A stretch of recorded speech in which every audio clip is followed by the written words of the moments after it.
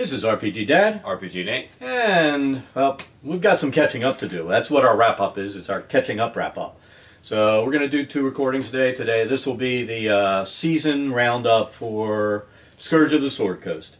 We didn't do anything for weeks 9 through 12, I think.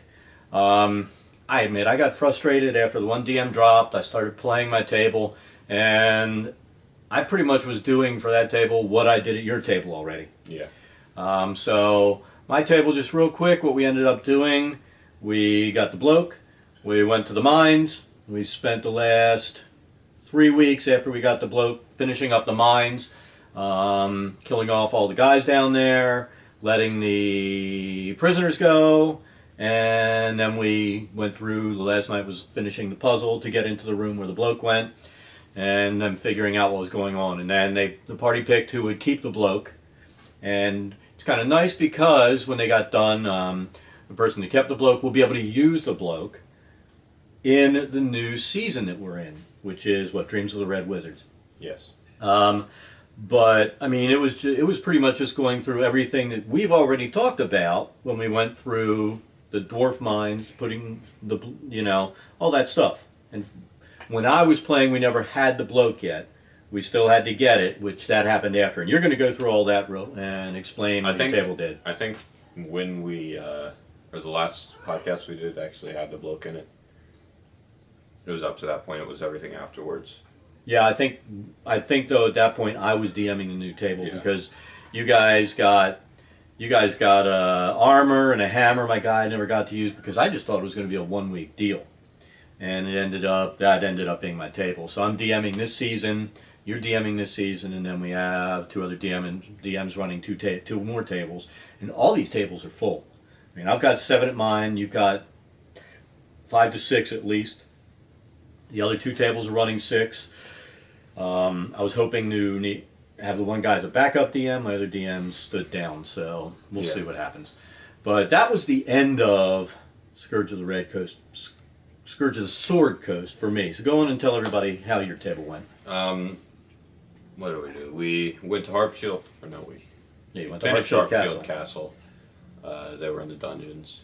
There were only a few rooms that they went through. They found the treasure. Yeah, I never got to do that. Yeah. After that, we had like 3 weeks left, and I didn't want them immediately going to Firehammer Hold. Yeah. So I used another important thing that I didn't realize was important until we actually got to the end, which was Flush and Estate. Now, I think I was the only table that actually completed this. And why was Flush and Estate important? Because that actually plays into the season, doesn't it? She tells you about Bazka and a lot of the stuff that was really important about this season. And everybody else, even the table that was actually getting things done, well, I don't think they realized the importance. What did they tell you about Bazka? What all happened in there? And tell us what happened. It was stupid in a way that it didn't actually tell you anything about Bazka. It just made it so the characters knew about Bazka, and it acted like they told them everything that they needed to know about Bazka, but it gave me no text to read, and it didn't give me a block on Bazka. So I wasn't able to do anything about that. But so what Shalindra was there. Mm-hmm. What happened at Flushing? Shalindra was possessed by Bazka, and there was a bunch of stuff going on. They were using that as one of their portals. The funny thing was, when they got to the end of it, there was an elemental portal that went to the plane of fire. I saw this. And I didn't get to play it, but I saw it. One of our players, there was this Shalindra person channeling, holding open the portal, and an imp. And he knew this. He ran through the portal. A fire brew comes out past him, and she closes the portal. And the imp dies because he's sitting there laughing at him. And Shalindra is possessed, so she didn't really do much other than try to kill the party. But what about the portal? It led to the plane of fire. I know, but what happened there? There was a fire elemental, which is a large... No, you didn't explain. One of the members of your party talked another member of the party into going through the portal. No, they didn't even have to talk him into doing it. He just did it. He goes through, and it shuts and leaves him in there by himself. What was in there? Well, I put a fire elemental, I think, and then 4 fire crews. I didn't want to kill him too bad. I think he got rid of one of the fire crews. And how did he get out? After they knocked Shalindra out, they woke her up, and I let them do it in a round. That way the person didn't get killed. And she opened the portal back up. And at this point, everybody was below 10 points, which I intended to do that night because it was final night. Yeah. Or it was second to final night, but it was close. Or no. Was it final night? It was final night, I believe, because Yeah, I saw so I that wanted mess them going on. Oh, yeah, because last week, or not last week, 2 weeks ago, but still. Mhm. I wanted them to be really close to dead. So they end up. Did they go through, or did they get the guy No, out? they got him out. He was standing right next to the portal waiting for them to open it. And Now, what was supposed to happen if they went through the portal? Were they just dead? it didn't give me anything. It was just had a portal there, and they didn't figure that people would decide to go through it. Nobody would be dumb enough to go through. Yeah. But I looked over and I see you've got one map drawn with your party on it, doing the thing with Shalindra and all, and then there's this other horrible map with demons and one guy in there, and I'm like, what the hell? And I think every table got a good laugh out of that, except for the guy at your table that went through and tried to commit suicide. Yeah. So, at this point, everybody's under 10 points. The fire elementals are fresh. Yeah. They had nothing done to them. She opens the portal. He comes out. Since it takes an action to close it again. They have a chance to come through. Yeah, so they have a room full of fire elementals. Mm-hmm. But luckily, she was able to control them, and she got them to go back through before they all died. Well, that was nice of you, because that could have Yeah. been a TPK right there. Yeah. They were sitting there thinking that it was a TBK. So And what then I happened did after that. that? They went to Firehammer Hold. I scared them out with Bazka. She was an idiot and used the stone immediately. So the warriors pretty much just rushed to their death against Bazka. So what was supposed to happen when you put the stone in? I mean, Bazka, I think he was supposed to be roaming around. I don't really know. They said stuff about him. See, I didn't see anything that indicated he was supposed to be there. Another so- DM said that it happened, so I did it. See, I didn't see anything that indicated it. So, and it was the last night. My goal with the table was to catch them up, get the bloke back where it belongs, since that was the storyline. And I was happy. I mean, we missed Washington State, and what was the other place? You didn't miss Firehammer Hold, I think. It No. was just full. There was With Flushing, and there Harpshield. was like the Joke Harp Zone. Shielding. There was one other place. It was Firehammer. I don't know. It was something, but we Oh, yeah, it missed was that. like the hunting lodge. Everybody missed that. We missed I that. bet you there was something important There there. probably was, but I mean, I had a table that 8 weeks did nothing, and I had to get them through finish Flushing Estate, get the bloke in their hands, and then get them back to Firehammer Hold. Have them go through the puzzle, do the puzzle and all that kind of stuff to get the bloke back in, and I felt like the table accomplished exactly what it needed to accomplish. At that point, it would have been nice if they had have gotten to see all 5 sections and completed it.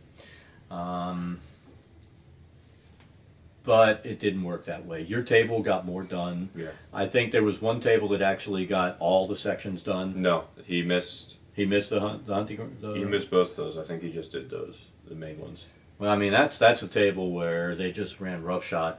He had trouble guiding that table because if he didn't, They were really young players. Yeah, if he didn't have an adult there, there was nothing that he could do. And they were just like just going totally nuts, and that's hard to DM.